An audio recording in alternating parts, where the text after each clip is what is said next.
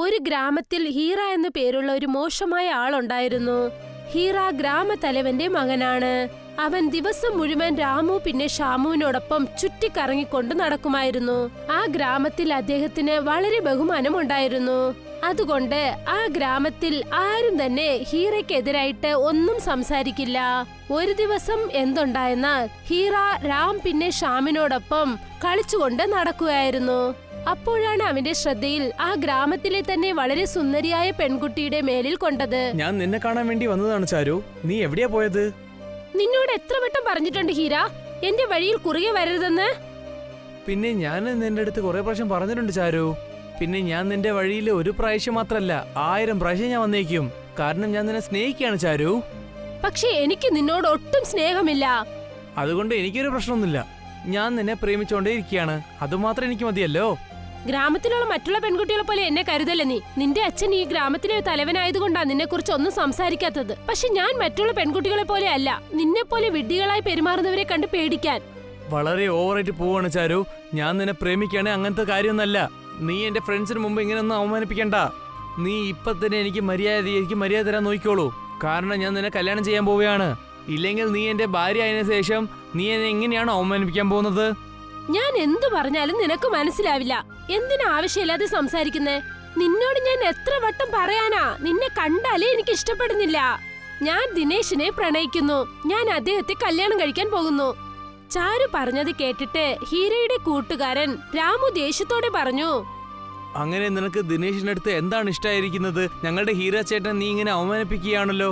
രാമു പറയുന്നത് വളരെ ശരിയാണ് ചാരു. ഹീര ചേട്ടനടുത്ത് എല്ലാം ഉണ്ട്. പക്ഷെ ആ ദിനേശിനടുത്ത് ഒന്നുമില്ലല്ലോ. ഇപ്പോഴവന് ഒരു ജോലി പോലും ഇല്ല. അവനെ കൊണ്ട് നിങ്ങൾക്ക് ഒരു 2 റൊട്ടി പോലും കൊടുക്കാൻ പറ്റില്ല. മനസ്സിലാക്കിക്കോ. നിനക്കൊരു കാര്യം അറിയാമോ? ഹീരയുടെ കയ്യിൽ ഇല്ലാത്ത കാര്യം ദിനേശിന് എന്താണുള്ളതെന്ന്? ചാരു പറഞ്ഞത് കേട്ടിട്ട് ഹീരയും രാമുവും ചാരുവിനെ ശ്രദ്ധിച്ചു നോക്കി. ചാരു ഹീരയെ കളിയാക്കുന്നത് പോലെ എന്തു പറഞ്ഞെന്നാൽ, ദിനേശിന്റെ കൈവശം ഹീരയെ പോലെ കാറും ബംഗ്ലാവും ഒന്നും ഇല്ലായിരിക്കാം. പക്ഷെ അദ്ദേഹത്തിന്റെ കൈവശം മര്യാദയുണ്ട്. അത് ഹീരയുടെ കൈവശം ഇല്ല. ഹീര അവന്റെ അച്ഛന്റെ കാശിലിരുന്ന് കഴിക്കുന്നു. പിന്നെ ദിനേശ് സ്വന്തമായിട്ട് അധ്വാനിച്ച് ജീവിക്കുന്നു. എന്റെ അച്ഛനടുത്ത് അത്രയും സ്വത്തുള്ളപ്പോൾ ഞാൻ എന്തിനാ ജോലിക്കൊക്കെ പോവേണ്ടത്? ഇതാണ് നിനക്കും ദിനേശിനുള്ള വ്യത്യാസം. അറിയോമോ ഹീര, സെൽഫ് റെസ്പെക്ട് എന്ന് എന്തിനു പറയുമെന്ന്? നിനക്കും നിന്റെ അച്ഛനും അതെന്താണെന്ന് അറിയില്ലല്ലോ. ഒരുപക്ഷെ നീയും ദിനേശിനെ പോലെ മറ്റുള്ളവരെ ബഹുമാനിക്കാൻ തുടങ്ങി നിന്റെ സ്വന്തം കാലിൽ നിന്നിരുന്നാൽ ഒരുപക്ഷെ നിന്നെ കല്യാണം കഴിക്കുന്നതിനെ കുറിച്ച് ഞാൻ ആലോചിക്കുമായിരുന്നു. പക്ഷേ നീ ഇങ്ങനെ ആവശ്യമില്ലാതെ ഗ്രാമം ചുറ്റിക്കൊണ്ട് ഗ്രാമത്തിലുള്ള മറ്റുള്ള പെണ്ണുങ്ങളെ കളിയാക്കുന്നതല്ലാതെ വേറൊരു ജോലിയും ചെയ്യുന്നില്ല. മര്യാദയ്ക്ക് എന്റെ വഴിയിൽ നിന്നും മാറി നിൽക്കേ. ഇങ്ങനെ പറഞ്ഞിട്ട് ചാരു വളരെ ദേഷ്യത്തോടെ അവിടെ നിന്നും പോയി. ചാരു പോയതും തന്നെ രാമു തന്റെ കൂട്ടുകാരൻ ഹീരയോട് പറഞ്ഞു, ഹീര ചേട്ടാ, അവൻ നിങ്ങളെ വല്ലാണ്ട് അവമാനിപ്പിച്ചിട്ടുണ്ട്. എനിക്ക് ഒരു കാര്യം മനസ്സിലാവുന്നില്ല ഹീര ചേട്ടാ. ഗ്രാമത്തിലുള്ള എല്ലാ പെണ്ണുങ്ങൾക്കും നിങ്ങളെ ഇഷ്ടമാണല്ലോ. പക്ഷെ നിങ്ങൾ ഈ ചാരുവിനെ എന്തിനെങ്ങനെ പിടിച്ചോണ്ടിരിക്കുന്നത്? അവരല്ലേ നിങ്ങൾക്ക് മര്യാദ തരാത്തത്? വിഷമിക്കണ്ട. ഇന്ന് അവൾ എന്നെ ഇങ്ങനെ അവമാനപ്പെടുത്തിയില്ലേ, അതിന് തീർച്ചയായിട്ടും ഞാൻ അവളെ പകവീട്ടും. ഞാനും നോക്കട്ടെ അവൾക്ക് ഈ ദിനേശിനെ എങ്ങനെയാണ് കല്യാണം നടക്കുന്നതെന്ന്. ഞാൻ പറയുന്ന ഈ കാര്യം നന്നായിട്ട് കേട്ടോളൂ. ഒരു പക്ഷെ ചാരുവിന് കല്യാണമായാൽ അത് എന്റെ കൂടെ മാത്രമാണ്. ഞാൻ ഇന്ന് തന്നെ എന്റെ അച്ഛൻ അവരെ വീട്ടിലേക്ക് പറഞ്ഞയക്കാം. നോക്കട്ടെ ചാരുയുടെ അച്ഛൻ എങ്ങനെ സമ്മതിക്കാതെ ഇരിക്കുമെന്ന്. നിങ്ങൾ വീണ്ടും തെറ്റാണ് ചെയ്യുന്നത് ചേട്ടാ. ചാരുവിന്റെ അച്ഛനും അമ്മയും പല വർഷങ്ങൾ മുമ്പ് തന്നെ അവര് മരിച്ചു പോയിട്ടുണ്ട്. ചാരുവിനെ ഇപ്പോൾ അവരുടെ മുത്തശ്ശനും മുത്തശ്ശിയാണ് വളർത്തുന്നത്. എന്നാലും അവരവരുടെ അച്ഛനമ്മനെ പോലെ തന്നെ. വരൂ. ഇങ്ങനെ പറഞ്ഞിട്ട് ഹീര നേരെ അവന്റെ അച്ഛൻ തലവനെ കണ്ട് എന്തു പറഞ്ഞെന്നാൽ, അച്ഛാ, ഞാൻ ഗ്രാമത്തിലുള്ള ഒരു പെണ്ണ് ചാരുവിനെ പ്രേമിക്കുകയാണ്. ഞാൻ എന്താ പറയുന്നത് വെച്ചാൽ, നിങ്ങൾ വീട്ടിൽ പോയിട്ട് എന്റെ കല്യാണ കാര്യത്തെ പറ്റി സംസാരിക്കണം. നിനക്കെന്താ വട്ട് നിങ്ങളായിട്ടുണ്ടോ? ഞാൻ എപ്പോഴും നിന്റെ കല്യാണം അടുത്തുള്ള ജമീന്ദാർ മകളുടെ അടുത്ത് ഞാൻ പറഞ്ഞു വെച്ചിട്ടുണ്ട്. മനസ്സിലാവുന്നുണ്ടോ നിനക്ക്? സീതനമായിട്ട് അവർ നമുക്ക് എത്ര പണം തരുന്ന നിനക്ക് അറിയാമോ? അതുമാത്രമല്ലാതെ ചാരുവിന് അവൾക്ക് അച്ഛനമ്മ പോലും ഇല്ലല്ലോ. എനിക്ക് സീതനമായിട്ട് ഒരു പണവും ഒന്നും വേണ്ട അച്ഛാ. ശരി, നിങ്ങൾക്ക് ഈ പണത്തിന് എന്ത് കുറവുള്ളത്? നിങ്ങൾക്ക് ഒരു കാര്യം അറിയില്ല അച്ഛാ. ഇന്ന് ആ ചാരു എന്നെ വല്ലാതെ അവമാനിപ്പിച്ചിട്ടുണ്ട്. ഇപ്പൊ നിങ്ങൾ തന്നെ പറയൂ അച്ഛാ, ഇന്ന് എനിക്ക് നടന്ന ഈ അവമാനം നിങ്ങൾക്ക് നടന്നതുപോലെയല്ലേ അച്ഛാ? ഇങ്ങനെ പറഞ്ഞിട്ട് ഹീര നടന്ന കാര്യങ്ങളെല്ലാം തന്റെ അച്ഛനോട് പറഞ്ഞു. അവൻ പറഞ്ഞത് കേട്ടിട്ട് തലവൻ വളരെ ദേഷ്യത്തോടെ എന്തു പറഞ്ഞെന്നാൽ, ശരിക്കും ഇന്ന് നടന്നത് നിനക്ക് വല്ലാതെ അവമാനമാണ് ഹീര. നീ ഈ ഗ്രാമത്തിൽ തലവരുടെ ഒറ്റൊരു വാരിസാണ്. ഈ കാര്യം ചാരുവിന് അറിയില്ലേ? അവൾക്ക് എത്ര ധൈര്യം ഉണ്ടെങ്കിൽ നിന്നെ ഇങ്ങനെ അവമാനിപ്പിച്ചിട്ടുണ്ടാവും. ഞാൻ ഇന്ന് തന്നെ അവരുടെ മുത്തശ്ശീനടുത്ത് നിന്റെ കല്യാണത്തിനെ പറ്റി സംസാരിച്ചിട്ട് വന്നേക്കാം. പിന്നെ കുറച്ചു ദിവസത്തിൽ തന്നെ നിന്റെ കല്യാണം ചാരുവിനെ കൂടെ നടത്തി വെച്ചേക്കാം. അപ്പോഴാണ് ഹീരയുടെ കൂട്ടുകാരൻ രാമു ഹീരയോട് ചിരിച്ചുകൊണ്ട് എന്ന് പറഞ്ഞെന്നാൽ, തലവരെ, നിങ്ങൾ പോവുകയാണ്, നിങ്ങൾ പോയിട്ട് വന്നേക്ക്. പക്ഷെ എനിക്ക് എന്താ തോന്നുന്നു വെച്ചാൽ അവരുടെ മുത്തശ്ശിയും ഇതിന് സമ്മതിക്കുക എനിക്ക് ഉറപ്പില്ലായിരുന്നു. അവരുടെ മുത്തശ്ശീന് ദിനേശിന് മുമ്പ് തന്നെ ഇഷ്ടമായിരുന്നു. നീ അതിനെപ്പറ്റി ഒന്നും വിഷമിക്കണ്ട. ഞാൻ ഗ്രാമത്തിലെ എല്ലാരും പേടിപ്പിച്ചു വെച്ചിട്ടുണ്ട്. അവർക്ക് പറ്റില്ല എന്ന് ഒരു കാരണം പറയാൻ പറ്റില്ല. ഞാൻ ഉടനെ ഇപ്പൊ തന്നെ പോയിട്ട് ചാരുവിന്റെ മുത്തശ്ശനടുത്ത് സംസാരിച്ചിട്ട് വരാം. ഇങ്ങനെ പറഞ്ഞിട്ട് ആ തലവൻ ചാരുവിന്റെ വീട്ടിലേക്ക് പോയി. ചാരുവിന്റെ മുത്തശ്ശൻ വിനയ് പ്രതാപ് തലവനെ കണ്ടതും ആകെ പേടിച്ചുപോയി. എന്ത് പറ്റി തലവരെ? എല്ലാം വളരെ നന്നായിട്ടല്ലേ പോകുന്നത്? ഇത്രയും രാവിലെ ആയിട്ട് നിങ്ങൾ എന്റെ വീട്ടിലേക്കാണല്ലോ വന്നിരിക്കുന്നത്. എല്ലാം ഒരു നല്ല കാര്യത്തിനാണ് വിനയ്. ഞാൻ ചാരുവിന്റെ ഈ കല്യാണം എന്റെ മകന്റെ കൂടെ നടത്താമെന്ന് ആഗ്രഹിക്കുന്നു. എന്റെ മകന് നിന്റെ പേരക്കുട്ടിയെ വല്ലാതെ ഇഷ്ടപ്പെട്ടിട്ടുണ്ട്. നിന്നെടുത്തിനേക്കാളും ഇതിനെക്കാട്ടും വലിയ നല്ല കാര്യം എന്താണുള്ളത്? ചാരു എന്റെ വീട്ടിൽ മരുമകളാവാൻ പോവുകയാണ്. തലവൻ പറഞ്ഞത് കേട്ടതും വിനയ് ആലോചിക്കാൻ തുടങ്ങി. എന്താ ആലോചിച്ചോണ്ടിരിക്കുന്നത്? ഇതുപോലെ സംബന്ധം നിനക്ക് പിന്നെ എപ്പോഴും കിട്ടില്ല. നന്നായിട്ട് മനസ്സിലായിക്കോ, കുബേരന്റെ ഖജാന നിന്റെ അടുത്ത് ഇങ്ങനെ വരില്ല. എന്റെ മകൻ നിന്റെ പേരക്കുട്ടിയെ നോക്കുന്നത് പോലെ വേറെ ആരെ കൊണ്ടും പറ്റില്ല, ഓർമ്മിച്ചോളൂ. അതൊക്കെ ശരിയാണ് തലവരെ. പക്ഷേ ഞാൻ മുമ്പ് തന്നെ ദിനേശിന് വാക്ക് കൊടുത്തു പോയല്ലോ. ഞാൻ ചാരുവിന്റെ കല്യാണം അവന്റെ കൂടെയാണ് നടത്താൻ പോകുന്നത്. ആ വാക്കങ്ങ് മറന്നേക്ക്. അതെന്താ വലിയ കാര്യമാണോ? ഇല്ല തലവരെ, ഞാൻ എന്നും എൻ്റെ വാക്ക് ഏത് നേരത്തിൽ ഞാൻ മാറ്റാൻ പോകുന്നില്ല. അതിന് പകരം നിങ്ങൾ എൻ്റെ ജീവൻ പോലെ എടുത്താലും എനിക്ക് കുഴപ്പമില്ല. വിനയ് പ്രതാപ് പറഞ്ഞത് കേട്ടിട്ട് തലവൻ വളരെ ദേഷ്യത്തോടെ അവിടെ നിന്നും പോയി. പിന്നെ നേരെ ഹീരയോട് ചെന്ന് പറഞ്ഞു, നിന്റെ സംസാരം കേട്ടിട്ടാണ് ഞാൻ ചാരു വീട്ടിലേക്ക് പോയത്. പക്ഷേ അവളുടെ മുത്തശ്ശനെ എന്നെ തന്നെ അവമാനിപ്പിച്ചിട്ടുണ്ട്. വീണ്ടും ആ പെണ്ണിനെ കല്യാണം കഴിക്കണമെന്ന് ഭ്രാന്താവല്ലേ മണ്ട ചെക്ക. നിനക്കെന്താ പെണ്ണിന് വേറെ ഒരു കുറവില്ലേ? നിനക്കെന്താ ആ പാവപ്പെട്ട പെണ്ണിനെ തന്നെ എടുക്കണമെന്ന് എന്താ അത്ര ആക്രാന്തം? ഇത് പറഞ്ഞിട്ട് തലവൻ അവിടെ നിന്നും പോയി. പിന്നെ ഹീരയ്ക്ക് നല്ല ദേഷ്യം വന്നു. ഇപ്പൊ എന്ത് ചെയ്യാൻ പറ്റും ഹീര ചേട്ടാ? ഇപ്പൊ എല്ലാത്തിനും ഇതിന്റെ കാരണം ദിനേശാണ്. ഇനി ദിനേശിനെ നമ്മൾ പാഠം പഠിപ്പിക്കാനുള്ള നേരം വന്നിട്ടുണ്ട്.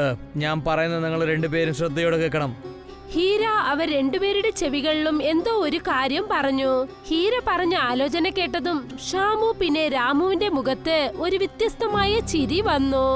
കുറച്ചു സമയത്തിനകം ഹീര ദിനേശിനെ ചെന്ന് കണ്ടെന്തു പറഞ്ഞെന്നാൽ, ദിനേശ് ചേട്ടാ, എന്താ നിങ്ങൾക്കും ചാറിന് എന്തെങ്കിലും ഷണ്ടയാണോ?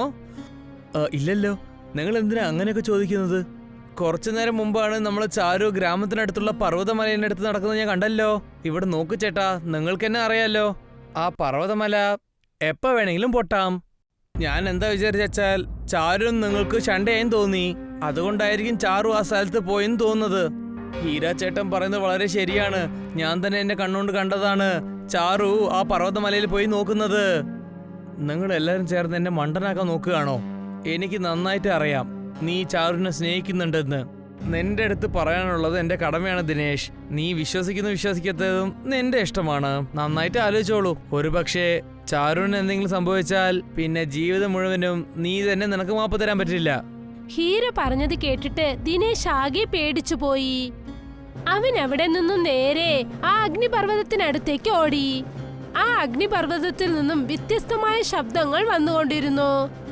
ദിനേശ് ചാരുവിനെ വിളിച്ചുകൊണ്ടിരുന്നു.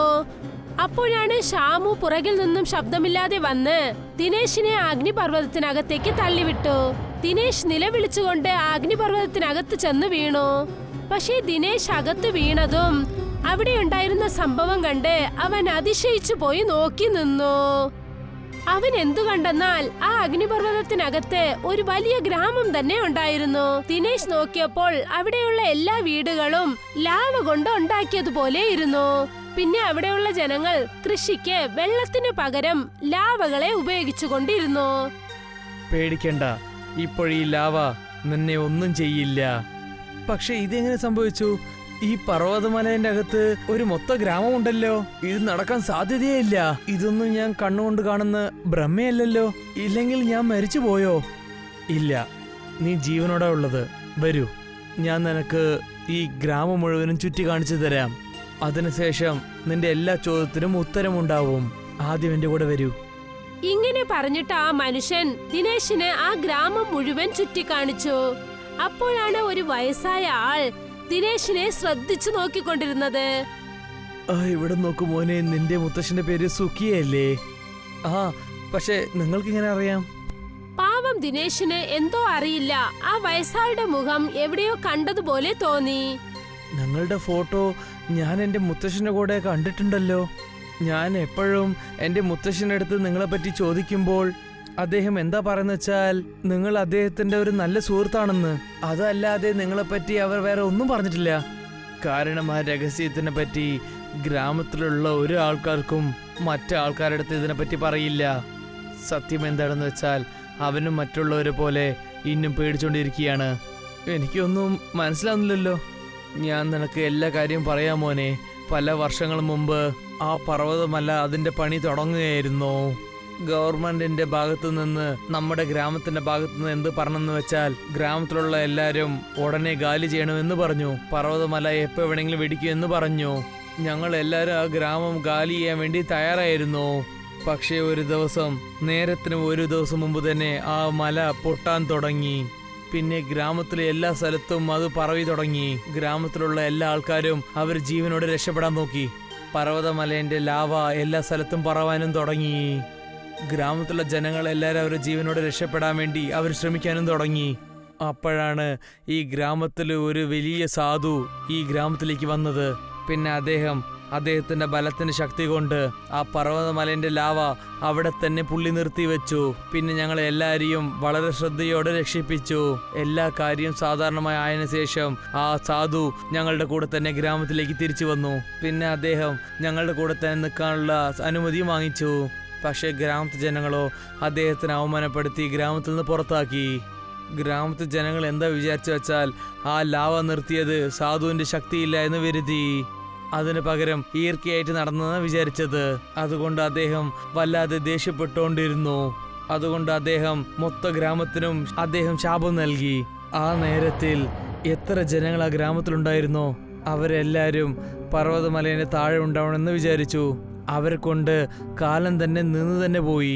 അദ്ദേഹത്തിന്റെ ശാപം കൊണ്ട് ആ പർവ്വതമലയിൽ വന്ന ലാവ കൊണ്ട് ഞങ്ങളെല്ലാവരും കലർന്നു പോയി. അത് ഞങ്ങൾ ശരീരത്തിൽ ചേർന്നു. അത് തന്നെയാണ് ഞങ്ങൾ കഴിക്കുന്നത്. എന്നാലും നിങ്ങളുടെ ശരീരം വയസ്സായ പോലെ ഒന്നും തോന്നുന്നില്ലല്ലോ. ശരി, ഈ ശാപത്തിന് നിങ്ങൾക്ക് മുക്തിയൊന്നുമില്ലേ? ഒരു വഴിയുണ്ട്. സാധു ദേഷ്യപ്പെട്ടാണ് ഞങ്ങൾക്ക് ശാപം നൽകിയത്. കോപത്തിനുള്ള മരുന്ന് സ്നേഹം മാത്രമാണ്. ഏതെങ്കിലും ഒരു പെൺ ഒരു നല്ല ചെക്കനെ സത്യമായിട്ട് പ്രേമിച്ചാൽ പിന്നെ അവന്റെ ജീവൻ ത്യാഗം ചെയ്യാൻ വേണ്ടി ഈ പർവ്വതമലയിൽ എത്തിയാൽ പിന്നെ എല്ലാം പഴയ സ്ഥിതിക്കെന്നെ വന്നേക്കും പറഞ്ഞത്. പക്ഷേ അങ്ങനെ നടക്കാൻ സാധ്യതയില്ലല്ലോ. കാരണം ഇന്നും കുറച്ച് ദിവസത്തിൽ ഈ പർവ്വതമല പൊട്ടാൻ പോവുകയാണ്. ഒരു പക്ഷേ ഈ പർവ്വതമല പൊട്ടുന്ന മുമ്പ് അങ്ങനത്തെ ഒരു കാര്യം സംഭവിച്ചിട്ടില്ലെങ്കിൽ ഞങ്ങളുടെ എല്ലാവരുടെ മരണം തീർച്ചയായിരിക്കും. അങ്ങനെ വെച്ചാൽ എന്താ മുത്തശ്ശ, ആരെങ്കിലും അറിയാണ്ട് ഈ പർവ്വതമലന്റെ അകത്ത് വന്നാൽ അവരും എന്നെ പോലെ തന്നെ ഇതിൽ കുടുങ്ങിയിരിക്കുമോ? ഇല്ല, നിറഞ്ഞ മനസ്സോടെ അവർ ഇതിനകത്ത് വന്നാൽ പിന്നെ ഒന്നും ആവില്ല. പക്ഷെ ഒരു മോശമായ ആള് ഇതിന്റെ അകത്തേക്ക് വന്നാൽ അവൻ കത്തിപ്പോവും. ഇവിടെയുള്ള കാലാവസ്ഥ വളരെ വ്യത്യാസമാണ് മോനെ. ദിനേശ് വളരെ സങ്കടത്തോടെ ഇരുന്നു. പക്ഷെ അവനൊരു കാര്യം അറിയില്ല. അവൻ ആ അഗ്നിപർവ്വതത്തിനകത്ത് വീഴുന്ന ഏകദേശം 1 മാസമായെന്ന കാര്യം അവൻ അറിയില്ല. മറുവശത്തെ ചാരു ഓരോ സ്ഥലത്തായി അവനെ തേടിക്കൊണ്ടേയിരുന്നു. പാവം, അവൾക്ക് ദിനേശിനെ ഒരു സ്ഥലത്തും കിട്ടിയില്ല. വളരെ സങ്കടത്തോടെ നിന്നപ്പോൾ അവൾ അവിടെ ഒരാളെ കണ്ടു. അയാൾ പറഞ്ഞു ദിനേശ് അഗ്നിപർവ്വതത്തിലേക്ക് പോകുന്നത് കണ്ടു എന്ന്. പിന്നെ അവൻ അഗ്നിപർവ്വതത്തിലേക്ക് ചെന്നപ്പോൾ രാമു, സോമു പിന്നെ ഹീര അവനെ പിന്തുടരുന്നത് കണ്ടുവെന്നും പറഞ്ഞു. മാത്രമല്ല അദ്ദേഹം ഇതും പറഞ്ഞു, ഷാമു അവിടെ നിന്നുകൊണ്ടിരുന്ന ദിനേശിനെ അഗ്നിപർവ്വതത്തിലേക്ക് തള്ളിവിടുന്നത് കണ്ടുവെന്നും അദ്ദേഹം പറഞ്ഞു. നിങ്ങൾ എന്തുകൊണ്ട് ഇക്കാര്യം ഗ്രാമത്തിലെ ജനങ്ങളോട് പറഞ്ഞില്ല? നിനക്ക് എന്നെ അറിയാലോ ചാരു, ഹീരയുടെ അച്ഛൻ ഈ ഗ്രാമത്തിന്റെ തലവരാണ്. അദ്ദേഹം മൊത്തമായിട്ട് എന്റെ കുടുംബം ജീവനോട് കൊന്നേക്കും. ചാരു വളരെ ദേഷ്യത്തോടെ നേരെ ഹീരയെ നോക്കാനായി ചെന്നു. നീ വളരെ വലിയ തെറ്റ് ചെയ്തു. അവസാനം നീ എന്റെ ദിനേശിനെ കൊന്നു കളഞ്ഞു അല്ലേ? നിനക്കിപ്പോ എല്ലാ കാര്യവും അറിഞ്ഞുപോയില്ലേ ചാരു? അങ്ങനെ വെച്ചാൽ നീ തീർച്ചയായിട്ടും എന്നെ കല്യാണം ചെയ്തേ പറ്റുള്ളൂ. നീ എന്നെ കുറിച്ച് തെറ്റിദ്ധരിച്ചിരിക്കുകയാണ് ഹീര. എനിക്ക് കല്യാണമൊന്നും നടന്നാൽ അത് ദിനേശിനോടൊപ്പമാണ്, വേറെ ആരുടെ കൂടെയും ഇല്ല. ഞാൻ പോകുന്നു ആ പർവ്വതത്തിലേക്ക് ദിനേശിനോടൊപ്പം. അവിടെ ചെന്ന് ഞാനും എന്റെ ജീവൻ ത്യജിക്കും. ഇങ്ങനെ പറഞ്ഞിട്ട് ചാരു അവിടേക്ക് ചെന്നു. നിങ്ങൾ രണ്ടുപേരും ഇപ്പൊ തന്നെ വന്നേക്ക്. ചാരു അവള് തന്നെ ആ പർവ്വതമലയിനടുത്ത് പോയിട്ട് അവളുടെ ജീവൻ അവൾ വിടാൻ പാടില്ല. കേട്ടോ നിങ്ങൾക്ക് എന്തെങ്കിലും പ്രാന്താണോ ചേട്ടാ? പർവ്വതമല എപ്പോ വേണമെങ്കിലും പൊട്ടാനുണ്ട്. നിങ്ങളാണ് മണ്ടന്മാർ. ഞാൻ ചാരുവിനെ സ്നേഹിക്കുന്നൊന്നുമില്ല. എനിക്ക് അവളെ അഴയണമെന്നാണ് ആഗ്രഹം. ശ്യാമവും മറക്കണ്ട, നീയാണ് ആ ദിനേശെ പർവ്വതമലയിൽ നിന്ന് തള്ളിയിട്ടത്. നമ്മൾ അറിയേണ്ട കാര്യം എന്താണെന്ന് വെച്ചാൽ ഈ ചാരു അല്ലാതെ ആ സ്ഥലത്ത് വേറെ ആരെങ്കിലും ഉണ്ടോ എന്നാണ്. അവർ മൂന്നുപേരും ആ അഗ്നിപർവ്വതത്തിനടുത്തേക്ക് ചെന്നു. അപ്പോഴാണ് ചാരു വളരെ ദേഷ്യത്തോടെ അവർ മൂന്നുപേരുടെ അടുത്ത് വന്നു നിന്നത്. നിങ്ങൾ മൂന്നുപേരെയും കൊന്നിട്ടേ ഞാൻ ചാകുള്ളൂ.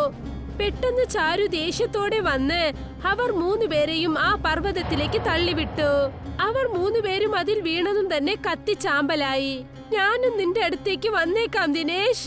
ഇങ്ങനെ പറഞ്ഞിട്ട് ചാരു അഗ്നിപർവ്വതത്തിലേക്ക് ചാടി. പെട്ടെന്ന് വലിയൊരു ശബ്ദം കേട്ടു. ഗ്രാമത്തിലെ ജനങ്ങൾ, എന്തുകൊണ്ട് ദിനേശ് പോലും ആ പർവ്വതത്തിൽ നിന്നും പുറത്തു വന്നു. ഇതൊക്കെ എന്താണ് ദിനേശ്? ഈ അത്ഭുതം എങ്ങനെയാണ് സംഭവിച്ചത്? നിന്റെ സ്നേഹം ശരിക്കും സത്യമാണ്. നിന്റെ ശരിക്കുള്ള ഈ പ്രേമം കൊണ്ടാണ് ഞാൻ മാത്രമല്ലാതെ നമ്മുടെ ഈ ഗ്രാമജനങ്ങൾ ജീവനോടെ വന്നത്. ഗ്രാമത്തിലെ ജനങ്ങളെല്ലാം വളരെ സന്തോഷത്തോടെ കഴിഞ്ഞുകൂടി.